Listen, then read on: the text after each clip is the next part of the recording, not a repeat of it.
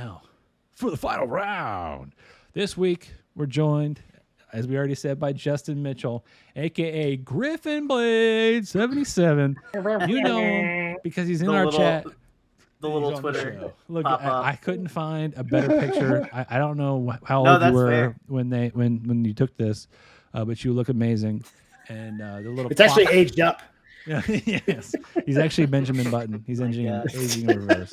Yep, that's what You it pull is. that hat off. Some people wear hats, or some people have hats wear them. You wear that hat, sir. Well oh my done. God. Yeah. Well, thank you for being here, So- part of the show. This is all really about you, man. It's been fun. I know you IRL. Sean knows you IRL. Dominic has known you this whole episode. So we've got a little bit of your opinions on things. friends. We want to know more about you and what makes you tick. The biggest thing I know about you is that you've been working on a personal project for years.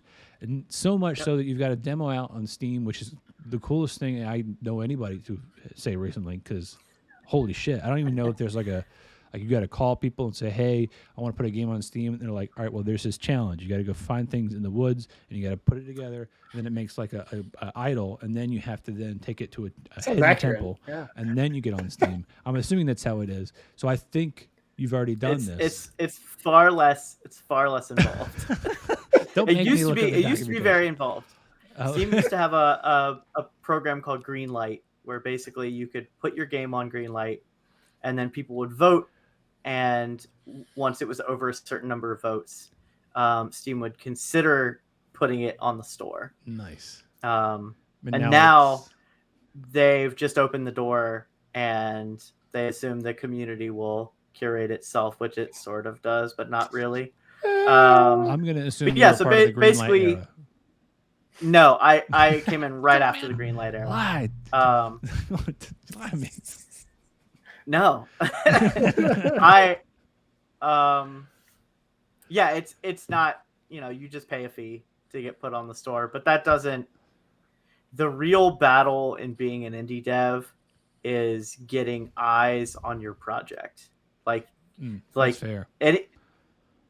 any project that's decent, the fight is not getting people to enjoy their game. The fight is not getting people to play their game or even potentially finish it. The fight is having people even know that it exists. And, Steam is a marketplace of hundreds of thousands of applications. And, so when you put a game on Steam, even if it makes it on the front page in some little section for, 20 minutes or something, you're going to see a bump from that. But most releases that go onto Steam are never seen anywhere. And so the challenge for being an indie dev is that you have to wear all the hats, but you have to constantly change them. And that's where the real burnout is in indie dev. Like in the development process, doing art, doing pixel animations, making maps, rigging up character animations, writing story, coding events in place, stuff like that. I love all of that stuff. The burnout for me is when I have to shift from that into, okay, well, I got to make some posts about my game and maybe try and promote them so that people can even know that I'm working on a game.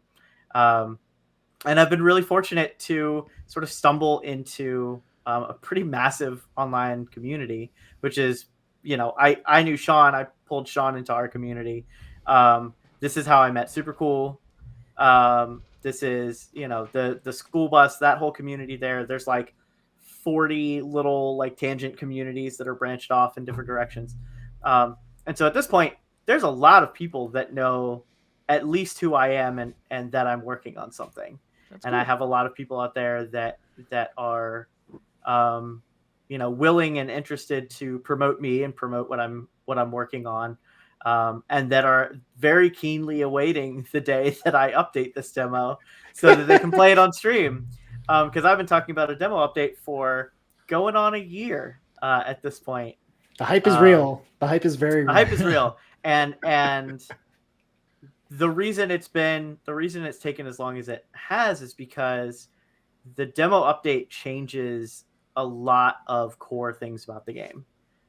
We've completely rebuilt the entire UI, Mm. like in code and in graphics. So it functions differently. It looks better. It's cleaner. We have integrated new fonts into the game so that it, when you're reading, it's easier to read. The text isn't as jammed together. There's a little more buffer and space to it. We actually went on a whole stint of trying to do a test for voice acting the game, and got together with a whole bunch of friends and Twitch streamers to get voice cues from them and integrate them into the game, and see how it felt. And ultimately, it felt really amateur. And we were like, this is not how we want to move forward. We don't have any sort of budget to do voice acting. And, it's War of Alana is a classic 16-bit tactical JRPG. Like it is very much Shining Force at the core. It is a Genesis spiritual successor. And so it doesn't really need voice acting. It doesn't really need a lot of the things that we could do to elevate it. And so, so we sort of scrapped that work, which is good because scope wise for the project, it would have been an insane amount of work True. Yeah. to do. It's neat to think about. Yeah, no, it was really cool the first couple times that I built a scene with actual voice cues, and the characters had voices and had personalities, and I was like, holy shit, like this is amazing. And then I was like, oh, I need to start thinking about vocal inflection, and I need to start thinking about accents, and it gets into acting. You're now directing actors. Yeah. You're already wearing 57 hats. Let's add 200 more. Yeah, exactly. So tell us how you started out before the meat and potatoes and the burnout you've already referenced. Tell us about your path as Justin before becoming Griffinblade 77, and then lead into the idea, and then obviously we've already had a precursor into the game itself, and what inspired you to make the game. I'm curious. I definitely am curious of the origin story, because I don't think our audience of all four current viewers right now, granted our podcast is a lot more, but so they'll hear this tomorrow and they'll feel a lot better. But so I have an older brother, and a lot of what I did as a kid was just to mirror whatever he was doing. This is a standard thing that happens. My brother was very into art. My brother was very into Legos. My brother was very into fantasy and sci-fi. And so I was naturally, those were all the things that I did. I just did whatever my brother was doing. And one day, my brother got a Genesis, and he got Shining Force. And it was the first time that we had an NES prior to that, but, if you look at an NES game, we were playing Mario, I think we played Dragon Warrior 1. And there's a pretty big difference between the NES era and the Genesis era. There's a big jump between Genesis and even Super NES, right? Like they were huge competitors to market. They were kind of the same era. But Genesis was always poo-pooing about the quality of colors and things like that compared to even Super NES. I miss those days. The Genesis versus Nintendo shit talking. You mean the original console war? The original console war. The console war to end all console wars that actually spawned Commodore 64. All of the subsequent console wars. Yeah.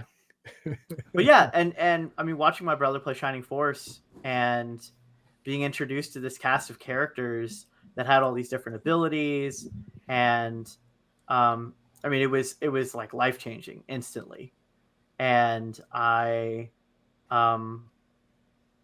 was very, very involved in gaming when I was a kid, and I always had, dreams of making my own games or designing games. I still somewhere have a big, thick, envelope that you put legal paper in.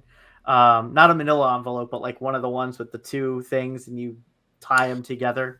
It's like an accordion. Sort of. Yeah. That has old game designs from when I was 10 or something. just drawings. I'd draw out a little town. I'd draw a little box and put like shop stuff and like, you know, write up characters, all the very like basic sort of ideas, nothing of real, you know, meat. But still, though, and the inspiration, the ideas are there. That's big yeah, for any I mean, creative. always from the very beginning. And so, all through school, that was what I wanted to do. In junior and senior year, I put a ton of my time into RPG Maker. Me and a friend of mine wrote up this big story. I started working on a game using sprites from Final Fantasy VI and Chrono Trigger and a whole bunch of other Super Nintendo RPGs. And I think I ended up, somewhere around like 3 hours of actual gameplay. Wow. For this game that we had made in RPG Maker. And then, you know, we left high school and all of our interests this is stayed the senior same, year but of like high school. I thought you were saying college, my man. Like, no, I never crazy. went to college. Hey, no me shame either. In it, baby. No shame. Yeah, No hell shame. yeah, Tom. College of Hard Knocks. Hey, my college year took as much as a doctor yeah. should. I'm only a bachelor degree. You know what I'm saying? I had a great time. So my 20s were a lot because I had no piece of paper to open doors for me. Self-made man. Yeah, But yeah, so you know, I got out of high school and I was like, okay, you know, I want to work on projects. I want to do writing. I want to figure out how to get into games. And so I went and I interviewed to enroll in the Art Institute up in Arlington. And I was accepted in like 24 hours or something. And I was like, hell yeah, I'm going to go to school for game design. And then they were like, cool, it's going to be $100,000. And I was like, I'm not going to go to school for game design. I am not going to go to school for game design. And yeah, I mean, so I basically was like, well, that dream's dead. Let's can that, put that somewhere else. And I spent the next like 5 or 6 years just trying to pursue other things that I was interested in and trying to find something that gave me enough fulfillment that I would want to do it every day. I worked in cabinet shops. I worked in sales. I worked in kitchens. I was a catering kitchen chef for a while. I was an Amish baker's assistant for a couple of years. So when you said you've done everything, you were not joking. You were like not saying, "Oh, in the technology industry." You mean like literally? Yeah, no, like I co-owned a construction company for a couple of years. I'm waiting for you to say like lifeguard and like. No, I he doesn't like water. Yeah, me and water don't mix well. Yeah. But yeah, you're guarding it. You're not getting in it. But I've worked in like they're drowning. worked in most industries. That's a lot of hats. And yeah, just picked up a lot of skills, picked up a lot of just a lot of information on how, you know, all sorts of things worked. And then sometime right around the middle of 2011. No, it was 2011. I saw a post from a friend of mine from high school, who Sean knows, our friend Will. there you go. And I had no idea that Will had any interest in games or anything. And Will posted something, I think on Facebook, that was a tile set that he'd worked on.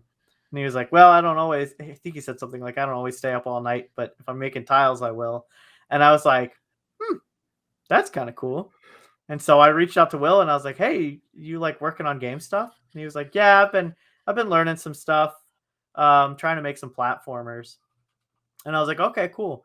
And so we met up at an Arby's and we both brought our laptops. And what'd you get?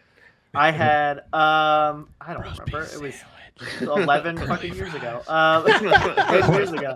Sauce. We probably got roasty sandwiches, let's be honest. I haven't been Curly on fries? these in like a Of course, decade. yeah, I need always to go. curly fries. I need Always. to Just go. making sure. Always curly fries. Give me that horsey sauce all day. But so yeah, Will pulls out his laptop and he has like this playable platformer shooter with all of this juice in it. Juice being a term in the games industry for like little bits of polish that make something stand out more. So like when his gun fires, it doesn't fire in a straight line. It actually like has a little bit of difference where it's coming out of the nozzle and landing on so a it wall actually or feels the something. force of gravity. Like there's Yeah. actually, that's cool. That's great. And I was just like, my whole mind was blown that this dude that I went to high school with had like made a game just by himself on his laptop. And so I was like, cool, this is what I'm going to do. This is, I'm not fucking around anymore. I don't know how to code. I still don't know how to code. I know a lot about code now, but I don't write it typically. And I was like, well, I can't code, but I can do basically everything else. So I'm going to do everything that I can do. And I spent the next 10 4 years later? 4 years. Nice. I spent the next 4 years designing all the ideas that I had in my brain. So War of Alana, the project that we're working on now, that we've been working on for 6 years, is Project 42, actually. Dang. And it hasn't stopped. I think I'm on that 67 makes you Tony Stark. now. This is Mark 42. True. That's That's true. You got But, the facial hair to match. I love it. Listen. But so I just designed all day long. All I did was write games. I wrote a whole giant JRPG that obviously we haven't made, that has like 160-page script. I made maps for it. I connected with a friend of a friend's classmate at VCU who was a fashion designer to do a bunch of like character art for me, to just like start establishing things in the world. I was just doing whatever I could to make steps forward to working on something. And then I got a job, my first job in IT, and I was unlucky enough to be placed in an office that was 2.5 hours north of me. And so I took a bus to work and back every day for 5 hours. Jeez. Kidding me. Screw that. Yeah, I did that for 14 months. Woof. And it was no atrocious. wonder you have so many fucking ideas. You spent 5 hours on the bus every day. Yeah. No, I was sleeping. But on that bus ride, I happened to connect with someone who was also working in QA at Capital One, that was someone I'd seen around before. We hadn't really chatted much. And he had switched teams or something, and so he was starting to come up a couple of days a week on the bus with me. And we started talking one afternoon, and I don't remember. I was working on game art or something, and we just started talking about games. And I was like, yeah, I'd really love to be a game developer, but I can't code, and so I'm just kind of putting together whatever I can in RPG Maker or whatever. And he was like, oh, that's cool, I can code. And I was like, oh, really? And he was like, yeah, I know a bunch of code languages, but I don't really have that many ideas, so I haven't really done anything with it. And I was like, well, I've got ideas. Well, you're like, let me whip out my backpack and this expandable accordion folder that has a spring on it. Was there an awkward silence? Was there an awkward silence from when you heard that and when you wanted to ask? Like what's the count to three? The awkward silence was after that part. So yeah. I was like, I've got ideas, and he was like, cool. And then there was the awkward silence, and then I was like, so do you want to work on games together? Yeah, like, and he was like, right sure. Now? What are we doing? I never asked. Did you wash your hands? He was like, yeah, sure. We could do that. Nice. And so that started 10 months of us doing development on a totally different game. This actually wasn't War of Alana. This was before War of Alana. my current roommate, or my roommate at the time, and I um had taken a really little sort of short story idea that I had and blown it up into a 6-part JRPG series that just was absolutely massive. And the biggest thing that I regret looking back at that time is um, I had this idea in my mind that I only wanted to make a certain kind of game, not genre-wise, but presentation-wise. And I told myself back then, like, I want to make games that are hand-drawn. I want to make games that are watercolored. I want to make, really high-level artistic games, because those stand out always.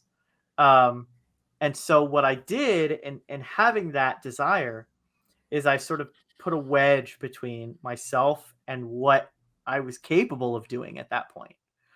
And looking back, I have a lot of regrets in that I didn't just say, man, it'd be cool to do that one day. But right now, I'm going to make games in RPG Maker and Pixel. Yeah. Because I probably would have done a lot more stuff back then if I'd Yep. had that mindset. True. But so yeah, we worked on this game for 10 months and we put a bunch of time and money into it, and we got a little bit of a prototype together and a lot of really cool concept art made. And then at 10 months I was looking at it and I was like, this is a really cool idea that we don't have like $10 million to make because What? because we were gonna have the whole game hand drawn. And You don't so have we just got 10 mil lying crazy. around. Which is so crazy. yeah, I mean there were like 4 of us working on it. Jesus. And so it was just like, well, okay, can't make that. I guess I'll make the other game that I really want to make, which is just another Shining Force. Shining Force 1 was hugely formative for me. Shining Force 2 was even more formative for me because it expanded on all of the ideas in Shining Force 1. And then Shining Force 3 was a weird Saturn kind of like slickly move control wise low poly 3D game that did not feel like a Shining Force game at all. Right. And then they abandoned the series, and all the other Shining games have been like weird hack and slash bullshit. And I was like, I want another Shining Force game, so I'm gonna make it. And that started the very beginnings of War of Alana. And I knew that there were things at the core that I wanted to change, like how many inventory slots you have. By that point, I had played Final Fantasy Tactics. I'd played Fire Emblem. I'd played all these games where it wasn't just attackers and people with magic. You had weapon skills. You had supplemental abilities. You had things like that. And so I really wanted to expand the breadth of what your characters were capable of. And all of those design decisions went into the core of what became War of Alana. And so over the summer of 2015, I put together a giant Google Doc, which I still have. I don't, in the industry, there's like a standard where you sort of operate in game design documents, which are like Word docs that outline what you're going to do. Right. And I think that's bullshit, because I would rather have a Bible of data, of information that I can use to specifically craft what I've been wanting to make. And so I have a giant Excel doc that has formulas and character data and enemies and all the shops laid out, what's in them, how much stuff costs, literally every detail of the game mapped out. I did that over about a summer, and then started really into pixel art, and we started building a prototype. It took us about 6 months to have the very basics of combat, and also like walking around a town, being able to go inside of buildings and talk to people and stuff. The interesting part to me is that even just, you haven't even really talked about the story of the game, which we don't necessarily have to cover that in this episode, because I feel like that's asking about how a clock works, right? Like, we can enjoy the time together. You don't have to tell me how the gears turn and the hands move. Yeah. Wait for the demo. Wait for the demo. Right. There's an update coming. If you don't know, now you know. But 2 things I want to point out, and I thought it's very interesting, and you're saying it in a way, and I want to make sure I I'm putting it in the perfect way. No offense to your partner, but this definitely is a love letter to those early years of gaming for you. And because of that cherishment and appreciation, you use the term Bible for keeping all of this kind of contained. There's similarity even with the writer for like Breaking Bad, that they had a Bible for the show. That these are the things that work. These are the things that don't work in this universe. These are the characteristics of these characters, etc. And it sounds like you're doing, and maybe you've heard about these things beforehand, but even if you have, you at least appreciate the value in the forethought, and you do it because of the love of the game and the love of that history that you have for it. And to me, that's the most interesting part, because I definitely love when I hear about people making something very quickly and it becomes successful. It's fine.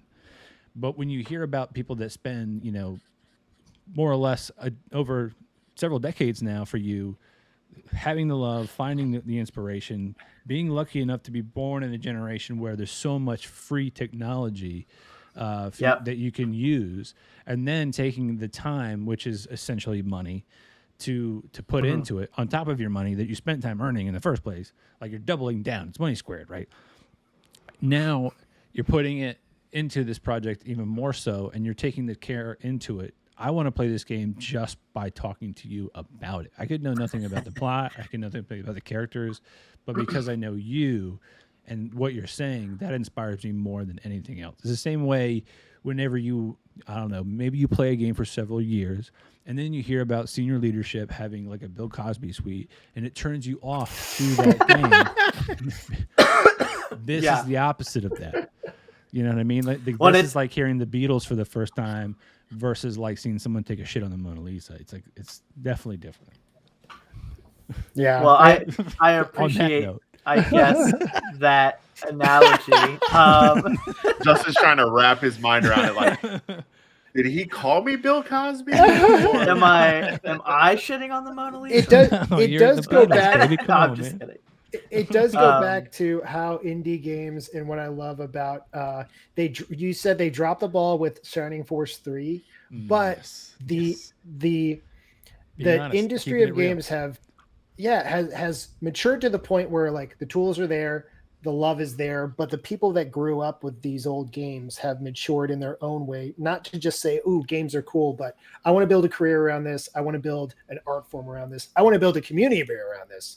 And I've known you, Justin, for a while, and I've seen you knock all three, which seems effortlessly. Or you just don't sleep.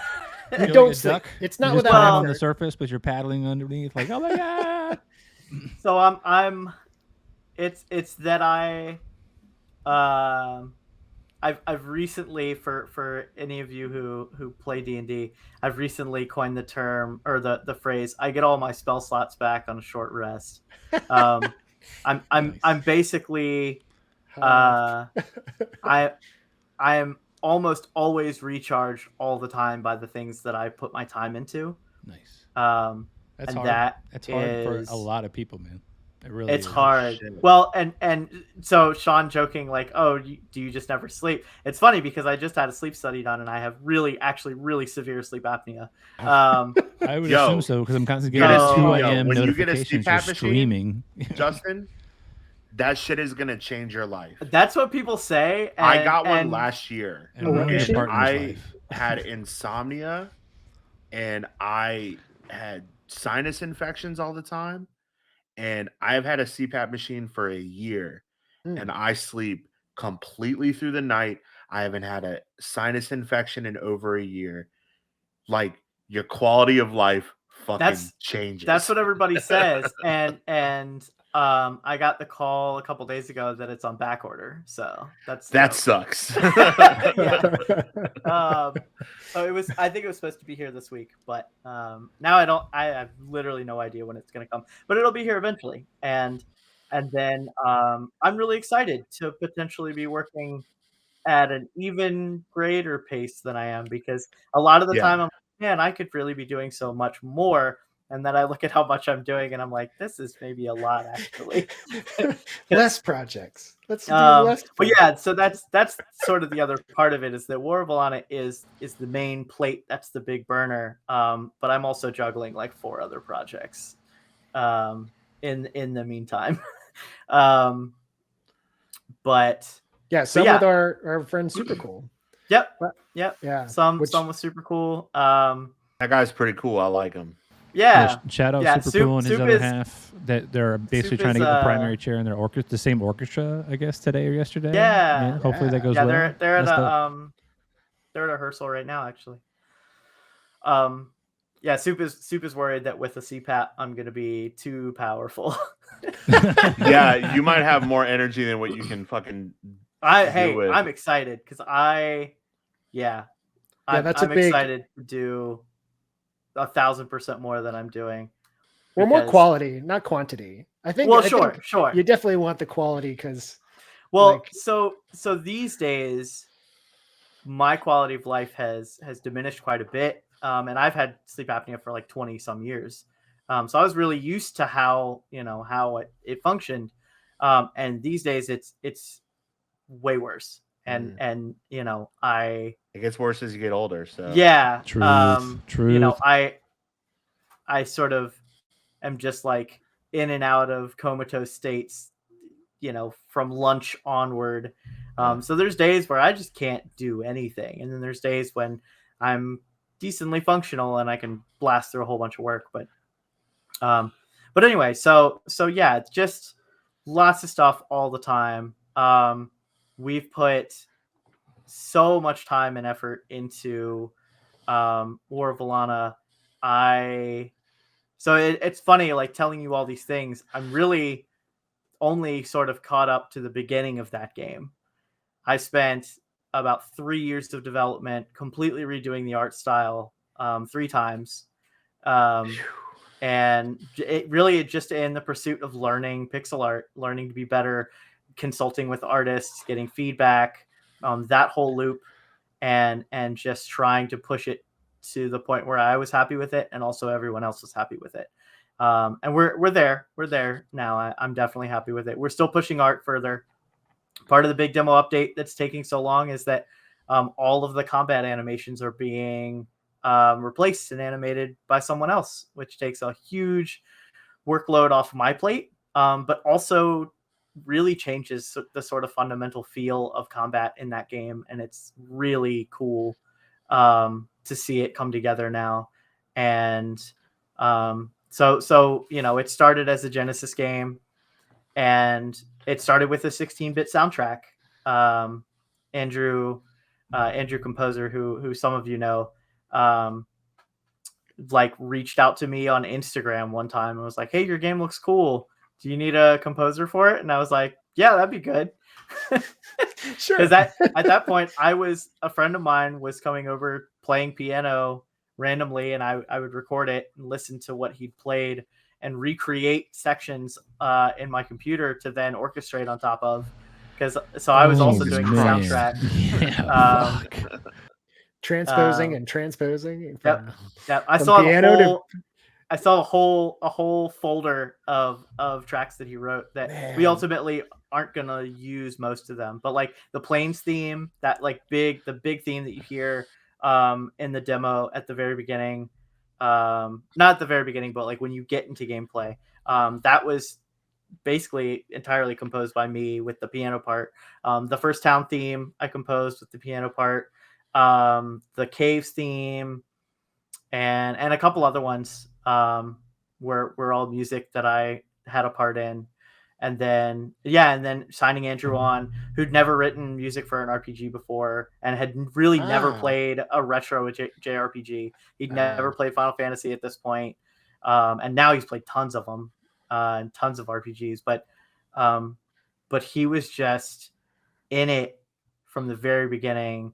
And writing music that was perfect, and he still is. Like the music, I mean, he's still writing new music this week that he just wrote a shop theme that we integrated into all the shops, and it's incredible. and it just elevates everything so much more. So like the project is taking a really long time, but as we work on it more and more, it just gets better and better.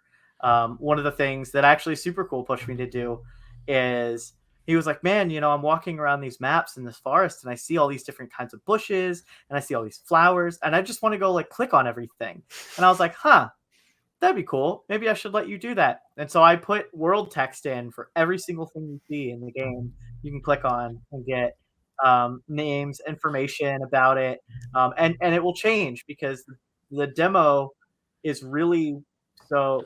Arnon is a villager of Pell, which is the village at the beginning, um, and really your whole cast is villagers of this little village who sort of stumble upon um, an event that has really bad implications of war starting to brew in their homeland again. And so they go on this journey. The game is them going on this journey to figure out what's happening and see if they can stop it. And so there's a really sort of core familiarity that everyone in the starting town has because everybody grew up there. So like everybody greets you by name. You know what all the stuff is. You know what all the plants are. You know what all the flowers are. And as you move into new areas, you're not going to have that familiarity. And so Arnon's inner monologue is going to be more questions or noticing, physical attributes, not what something's name is. And so those sort of changes built into what's planned for the game. It's really cool. It's really exciting to work on. And you'll meet NPCs and you don't know what their names are. So it'll be, dashing young man or whatever. Like it's not going to be someone's name when you talk to them. Nice. And so I want to give it a level of, I guess, sort of realism that can connect with the players and help them understand like, oh, I'm not just going to go talk to someone and know what their name is just because I've clicked on this sprite and a little box has come up on my screen. Like I try to keep everything in world. And there's a lot of ways that I've had to go back and be like, oh, this doesn't make sense. Let's take that out. Because I was at the very beginning approaching it, like a standard JRPG, and it's grown into such a deeper project than that. And the story has too. I'm in writing the story for War of Alana, I sort of realized that it's much bigger than one game, and so it's actually a trilogy that I've written story out for, and there's a whole world that it encompasses, and races, and so I've written most of the second game, and I have a lot of the core parts of the third game hashed out. But so it's a whole big beast, and we'll get there. I got a question about just as an example, when Super Cool said, hey, I want to click on things, and that led to your game design decision to have some progression to the little flavor text. What kind of problems did that introduce once that design decision was made and you put that on top of, like you said, like a traditional JRPG where the context flavor text maybe didn't flow like that? Right. So I guess the real sort of nice part about the way that indie development goes and how long this project has been is that there's a bunch of areas that Arnon's not familiar with that I haven't really had time to build out yet. And so there's all sorts of new sprites and flowers and trees and stuff that I don't even have flavor text for. And so it's kind of one of those like, well, I'll cross that bridge when I need to.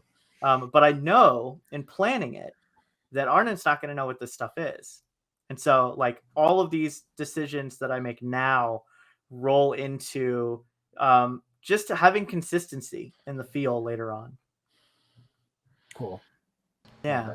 Nice. I cannot wait to click everything. And I'm not the type of person to click everything, but watching and hearing Super Cool geek out about it, and then knowing that you're putting that kind of stuff has me hyped on stuff that I would not normally want out of, a Final Fantasy Tactics or and I didn't grow up at all with like Shining Force, but I've watched your retro streams and was definitely getting into Shining Force just Yeah. out of your appreciation and being able to point out not just you loving it and thinking it's cool, but the like design stuff. You know, it's the director's commentary. If you Yeah, will, I always do. Whenever I'm playing anything, really these days, you kind of can't turn it off once you turn it on. The design analysis of really any and all game things. Like I recently played Garden Story, which is an indie Zelda like about a grape named Concord and just these little seasonal towns, and it's a fucking great game. You should go play it. But you know, it's little things like, oh, when I hit an enemy, there's a card that pops up before the number gets displayed. That's cool. Like that's a cool little way of doing that. Like these are the things that I've gotten used to picking out. Little micro And I'll just expressions, talk if you about will. them. Yeah. Yeah, like I'll just talk about design things that I notice as I'm playing pretty much anything, because it all just sort of gets filed away. I love it. It's not stealing, it's borrowing. It's appreciating and being inspired by yeah, it. it's appreciating. It's inspiration. The key For sure. really these days is to take inspiration, take appreciation, and then make your own version of something. Don't outright steal, don't pixel trace, don't copy. There's a lot of that goes on in certain circles, and sometimes people don't really understand that they're doing it. And then people call them out and they get really defensive, and then they have to be like, oh no, you're right, hold on, we'll fix it. Nice. I think you're talking about a very specific story. I am talking about a very specific game. Yeah. We'll Oh, definitely man. save it for your next appearance on the show. I really Sure, hope that sure. you do join us again, especially once Yeah, I'd the love to. demo's been updated, or just if you've got a topic that you want to talk about, or if I, as we share things that we're discussing, week to week with you, if you're like, oh, I got some shit to say. We'd definitely gladly have you back. This is Sean's second appearance. You're more than welcome to join us once again. But I really appreciate you first joining us, second taking the time to share, because this is really sharing a part of you. This is not just talking about a passion project. This is talking about your passion period. And you've got your partner in the background being a great part of our chat and keeping the flow going there. So thank you very much for that. Does anybody have any closing questions before we kind of wrap it up and say thank you to Justin and give him the red carpet to kind of talk about anything else he wants before we end it?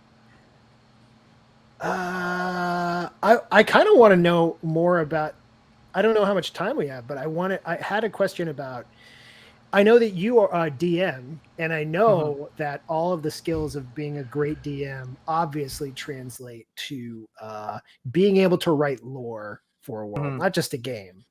But I want to know any stories or tips on how one influenced the other, because I don't know whether you were a DM first or a game writer first. But obviously, it's like game writing first. I love it. Yeah. Anecdote to close it. Fuck yeah. So yeah, I was always very far into tabletop RPGs and at D&D. I'd played a couple games here and there, nothing really major, until February of 2018. And it was really when Critical Role started their second campaign, and one of my coworkers was like, hey, I think you'd be really into this. And I was like, well, I'll give it a shot. And so I watched a couple of weeks of that, and by I think the third or fourth episode, I was like, this is not like 4 hours a week is not nearly enough Critical Role for me. And so I dove headfirst into campaign 1, which is about 500 episodes of 500 hours of content. And I crushed that in about 9 months. And the DM baby. Well, and then so within weeks of also having campaign 2 going on and watching campaign 1 nonstop, I was like, this is not enough D&D. I have to be playing D&D. I have to be DMing. And so I took that first project, that 10-month behemoth that we'd worked on, I took that whole world and I turned it into my D&D setting. And now I have literally unlimited amounts of information and maps and worlds and stories and characters in that world that I DM. And so I DM'd for I DM'd for some coworkers and my partner Tori, who actually we got together because I introduced her, or I asked her to join my D&D campaign, and she asked me to join her D&D campaign, and then we were spending a lot of time together, and we were like, this works really well. Yeah. And so yeah, that was like Boo, sad. I love it. I love it. Give See, me it. that was like over 3 years ago at this point. Yeah. Um, Yeah, I had no idea. but to answer your actual question, DMing actually taught me a ton of skills that I had not refined as a game writer that really helped me in approaching writing of any sort, planning things out. Because when you're writing JRPGs primarily, it's all long form. I'm pumping out 30 to 80 hours of content in planning, and in D&D sometimes what you're writing is a one shot, and it's like 3 hours of gameplay. And so it's a totally different process to approach, okay, I'm planning, a 3 hour session, or maybe a couple 3 hour sessions, or like an arc of a campaign. And it really helped me sort of whittle down, like, okay, what are the primary focus elements that I need to figure out for this thing that we're doing? And character planning and character traits and stuff like that. It's honestly, I wish I had gotten into D&D earlier, because it would have helped me evolve War of Alana to the point that it is now so much earlier. Most of War of Alana's planning for characters were, I want these classes to be in the party. And so I just more like these machine classes. cogs of a machine. And then them like genders and names. And I was like, cool, we're good. Nobody had any fucking backstory. I didn't know who any of the characters were. Until I started really getting into it and talking to people about it, and they're like, "Oh, tell me about your main character." And I'm like, well, from this town, I guess, and I don't know. Does he have a sister? You could have used those 5 hours a day on a bus for 14 months. Like, you gotta, instead of sleeping. Yeah, like I said, I slept very, very poorly. But we yeah, blame Capital One and Samuel L. Jackson and what's in your wallet for your sleep apnea. That's what it is. That's what we blame. No, I blame my tonsils never being removed when I was a kid. Hey, you know what's funny? I had sleep apnea, and my tonsils were the size of my thumbs, and I could not sleep. I would stop breathing for 15 to 20 seconds at a time until my now wife and girlfriend at the time was like, "Dude, I think you're dead 19 times a night." Like I keep. That's sleep apnea, homie. Yeah, that's why I got them removed, what sleep brother. apnea is. They're gone. If people at home want to see the inside of my mouth, they're gone. I considered that, but the adult recovery for tonsillectomy so long can be horrible. Well, yeah, I mean, if you don't like dope up and just sleep better for the next for what, 6 days. 6 weeks? No, it's like 6 days. Yeah, especially if they like cauterize your wound away. You just wait for that. Not for a hemophiliac, homie. Oh, come on. Oh, yeah, brother. true. You got an underlying condition. You don't like just pull the Donald Trump no offense card out of it. Is that what we're gonna close out on? Yeah, pretty sure. Trump joke. Wow. Okay. I think Shots that's fired. That's where that landed. Sorry, I didn't mean to offend your disease, Dom. As somebody else who has one. That's cool. You shit on the movie that I like. You offend my disease. I had 3 assholes. I did it Trump. 3 times in 1 second. I feel like the next time I'm on here, Dom's just gonna be like a blank screen. Oh, Dom couldn't make it this week. Ooh. No. I'll never do an episode without Dom, because Dom won't do an episode without me. Come on now. This is out of love. This is years of friendship that I've got with you, man. Right. But what I've kept my mouth shut for most of this whole thing as we close up, but I wanted to say something to both of you, Justin and Sean. It's been an absolute pleasure hearing both of your stories over the episodes that you've been here. I love that both of your games are love letters to your past. and your passions. Like I said before, that I haven't had as much exposure to the indie side of gaming, but you humanize the game. Like when you talk about the Halos and the Gears of Wars and all of that, you don't hear a lot about the human element as to why those games were made. Yeah. But hearing Sean come on and talk about Motomancers and talk about how he, Akira was this huge influence to him. And then hearing you talking about Shining Force, and how, it was something that you and your brother were able to share together, is awesome. It makes me super excited to play both of your games. I played a little bit of the War of Alana demo that's currently out, and I'm really excited to play the new one coming out. I can't wait to get my hand on Motomancers when that comes out. And I can't wait to see what you guys do, because the amount of passion and the amount of drive and the amount of motivation and the amount of talent that you've been able to develop over the years of building your craft is only going to improve as you continue to grow. So you guys are going to go super far, and I'm really stoked to have met you guys. Thank you. Thank you, man. Yeah. 2Ds Well for said. Double Dapper. That was a way to. Double I told dapper. you, starving, right? Yeah. Yeah, I feel good about this. Yes. Awesome. Well, thank you guys very, very much, Dominic. I couldn't have said it better myself, man. It was very well said. You guys, again, thank you for being on the show. Episode 22. Thanks for having us. Damn. That was good. That was good. Longest Yes. episode to date, but worth every minute of it. 3 hours and 10 minutes. Yeah, that's no fluff, man. That's Every true. minute. I will more than likely break Quality. this out as a full episode and into other parts just so people can digest it a little easier. So keep an eye out for that. I'm going to be tagging everybody here. So please share with your audience so they can hear For sure. just the same amount of information and detail that we got to hear and bring more eyes to your project. Justin, I'm looking at you. Thank you very much. Big shout out to our sponsor yet again. And hopefully we'll see everybody back next week for another fun episode of Joystick Maverick.